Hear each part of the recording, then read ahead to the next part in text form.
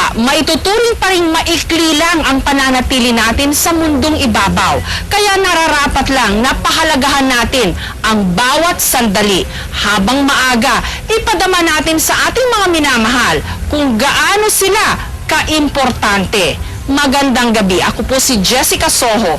Tunghayan natin ang mga istoryang magpapaiyak, magpapangiti, at magpapalukso ng ating dugo. Ito ang Reunions. Tonight on Reunions, 40 taon nang nakalilipas mula nung itinakas ng dating asawa ni Mang Pepito ang anak nilang si Julieta. Pero magpahanggang ngayon, sariwa pa rin ang kirot ng pangyayari sa nangungulilang ama. Juliet, mahal kita bilang isang anak.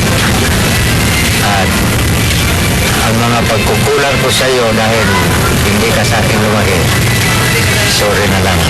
Ang pinakamamahal niyang si Julieta, natagpuan namin sa Mabalacat, Pampanga. At uhaw na uhaw rin siya sa pagmamahal ng ama. Sana magkita tayo. Talagang sabik na sabik ako sa'yo. Huwag kang mag-alala, wala akong galit sa'yo mula nung maliit pa ako. Hanggang ngayon, wala akong galit sa'yo. Hello!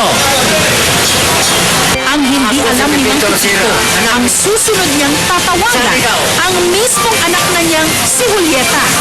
Ang mga doktor at nurse sa isang ospital sa Caloocan, may bago silang pinagtutuunan ng kalinga. Pero hindi ito ang kanilang pasyente, kundi ang palaboy na si Louie. Nandito po si Louie ngayon sa Tala, Caloocan City po.